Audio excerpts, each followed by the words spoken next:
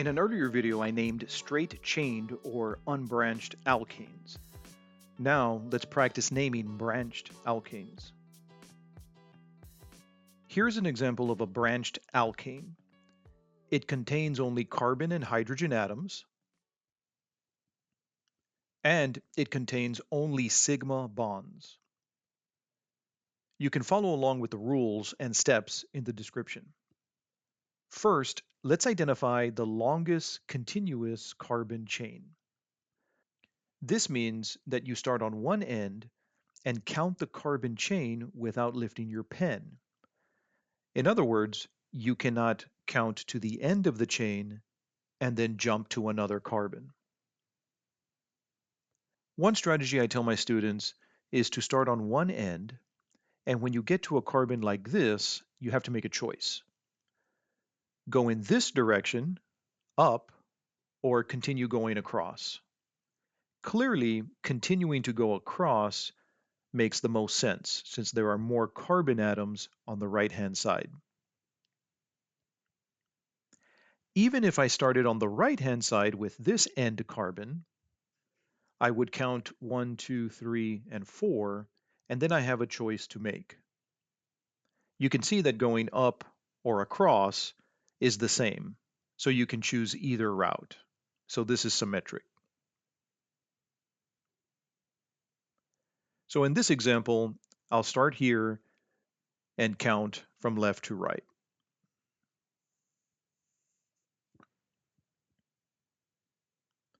In this example, the longest continuous carbon chain is 5 carbons. This is called the parent chain. The 5-carbon parent is called pentane.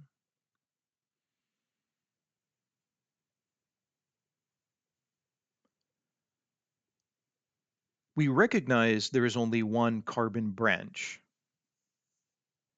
These are called substituents to the parent chain. This substituent is CH3, which is the alkyl group methyl.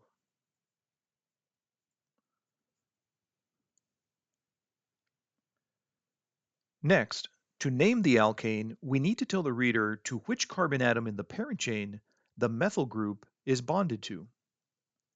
We need to number the parent chain. This is called assigning locants to the carbon atoms in the parent chain. The rule is that we number the parent chain so that we assign the substituents to the lowest locant. In this example, I'll number from left to right. You can see that the methyl group is bonded to carbon 2.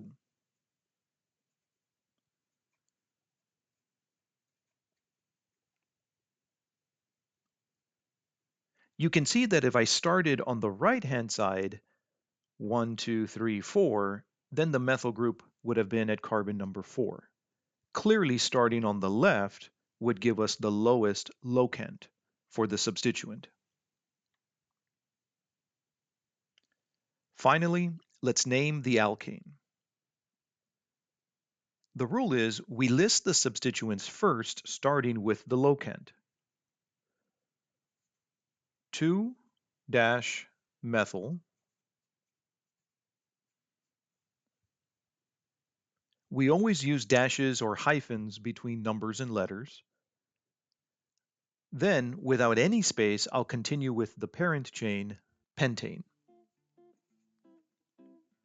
The name for this alkane is 2-methylpentane. Methylpentane is one word.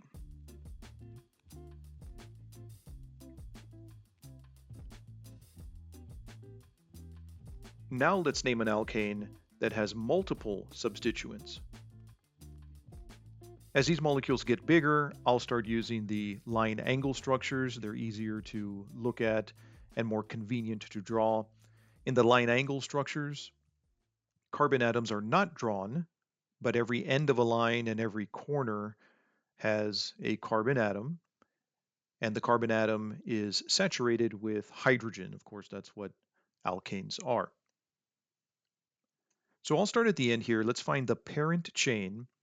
So here's carbon 1, 2, 3, 4, and then I have a choice to make. I can go down here to 1 carbon, or I can go up here to some other carbons. Clearly, continuing to go across gives me more carbon atoms for the longer carbon chain. So 1, 2, 3, 4, 5, or I'll go across to 1, 2, 3, 4, 5. Again, we have a choice to make. This is symmetric. If we go up to 1 carbon or across to 1 carbon, it's the same thing. So I'll go ahead and just go across here. So this is my longest carbon chain right through here. And this is 1, 2, 3, 4, 5, 6.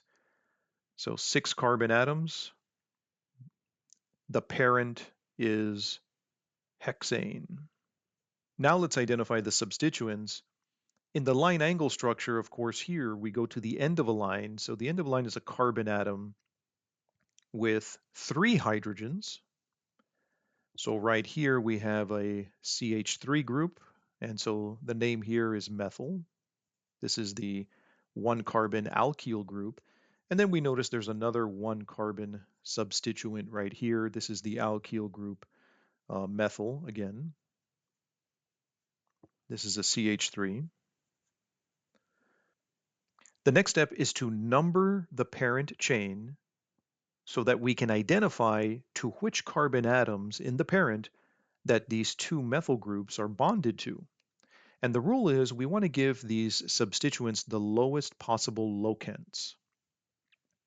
So if I start from left to right, notice that at carbon 1, 2, 3, 4, I hit my first substituent. So my substituents going from left to right are at carbons 4 and 5.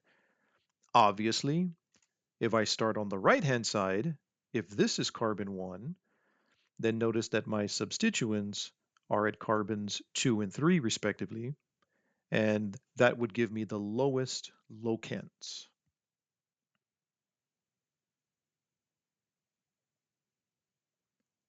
So this gives me methyl groups at carbon 2 and 3 respectively. So now let's put this together.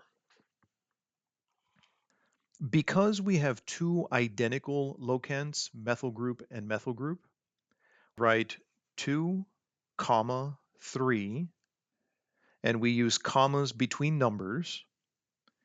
As we saw in our last example, between numbers and letters, we'll draw a dash. And because we have 2 identical groups, we have to tell the reader that we have dimethyl. So we use the prefixes to indicate how many methyl groups there are. So this tells us dimethyl, there are 2 methyl groups at positions 2 and 3 on the parent. Again, without any spaces, we'll write the parent name. So this alkane is named 2,3 dimethyl hexane. Let's do another example of naming a branched alkane. Again, I'm using the line angle structures. As these molecules get bigger, the line angle structures are more convenient for us. And I have the structure here 2 times for a reason. So step 1, let's start at the top, is to find the parent chain. The parent chain is the longest continuous carbon chain.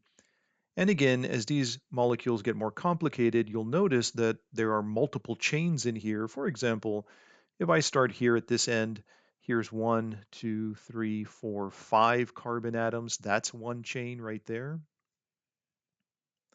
If I start at this end and count from right to left, here's 1, 2, 3, 4, 5, 6, 7. So that's longer.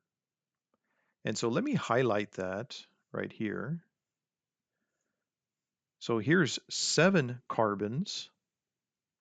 And notice it's a 7 carbon chain, and branching off of the 7 carbons, we have this 1 carbon atom. And then there's these 3 carbon atoms. And so here we have 2 substituents. Interestingly, if you look at the second structure, it's the same structure, but we can actually count another 7-carbon chain. And so we can go from right to left, 1, 2, 3, 4, 5, 6. Here's another one of these symmetric ends. If I count going down, that's 1 carbon. If I continue across, that's 1 carbon. So you can choose either direction, that's fine. I'll go ahead and just count across. And so here's another 7-carbon chain. But notice there's a big difference here. In the second structure, we have 1 carbon there, that's 1 substituent. Here's another substituent. And then branching off from this carbon, we have a corner and the end of a line. So here's a 2-carbon substituent. So notice in the second structure, we have 7 carbons and 3 substituents. So what happens when you have 2 chains of equal length? We pick the chain that has the most substituents. So we'll use this structure right here. So here's my structure. I went ahead and printed it out again. Here's my parent chain right through the center here. It's a 7-carbon parent, and the 7-carbon parent is heptane. Let's identify the substituents. Here's a 1-carbon substituent. We've seen that already. This is a methyl group. Another 1-carbon substituent. Here's another methyl group. And up at the top, we have the 2-carbon substituent. This alkyl group is the ethyl group.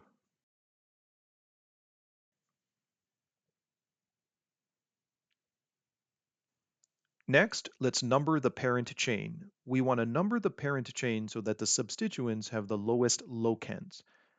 It's pretty obvious that we'll start numbering from the left. That gives us our substituents starting at carbon number 2 and carbon number 3.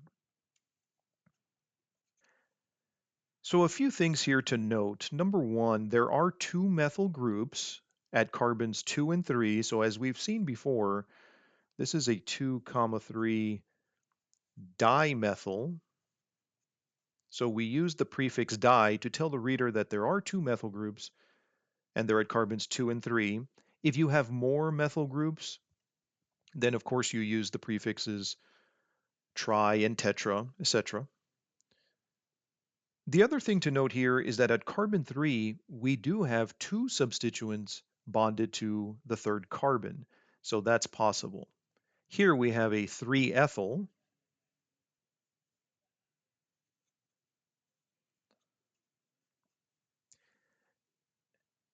and to name the alkane, we have 2 different substituents. We have to go in alphabetical order, and the rule is E goes before M.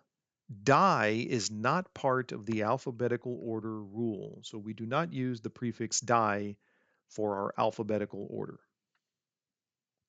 So the name for this compound, 3-ethyl, we use dashes or hyphens between numbers and letters. Dash, so we'll add the numbers here. 2, 3, we use commas between numbers. Dimethyl, and without adding spaces, the parent, heptane.